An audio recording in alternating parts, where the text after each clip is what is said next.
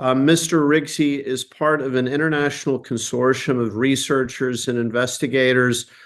They go by the name DRASTIC, and DRASTIC is the enterprise of DRASTIC is researching and investigating the true origin of SARS-CoV-2, the causative agent of COVID-19. When the pandemic started, I was in the final semester of my MBA program. Everything shut down. So as a consequence, because of my background and my interest, I spent that time really digging into, okay, what is this pandemic? What is it? What is it actually going to look like? Working with the data. And then in mid-2020, I got a call from the former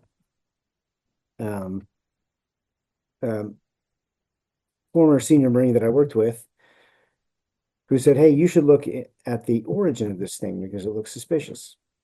And I did. And ever since then, for the last 5 years, 4.5, 5 years, that's exactly what I've been doing. And ultimately, within about 6 months of that, I joined a group called DRASTIC, which is approximately 20 scientists and researchers from all around the globe. 3/4 of them are in the Eastern Hemisphere. So it's a very international group of researchers. We gathered on Twitter, and from there, we just exchanged information. I believe that the two elements of what I consider to be a crime, and I think you probably agree with me, the true origin of SARS-CoV-2, the recklessness, the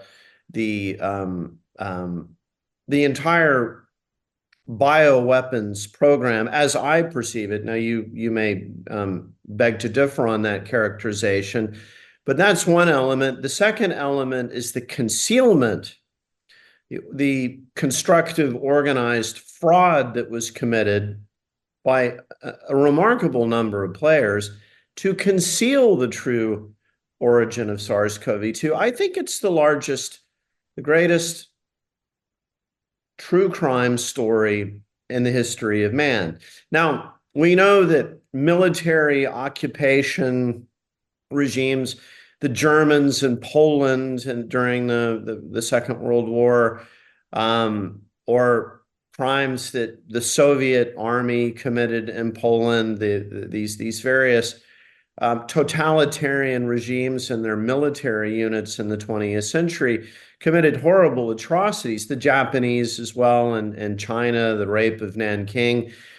But if we set aside these crimes that were committed by military units under the cover of warfare and look at crimes committed within a civilian context, I think this is the greatest in history. That's sort of my view of the matter.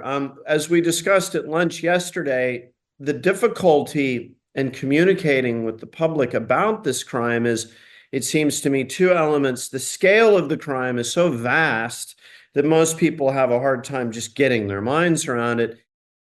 But the more I dug into it, the more I realized you cannot separate the way the response was handled from how they also were covering up the origins of the virus itself. They're directly intertwined, and that's why they spent so much time trying to fight and suppress the true origin of the pandemic, because it would expose these links between all the research they were doing, and then even more nefarious, how they chose to respond to it.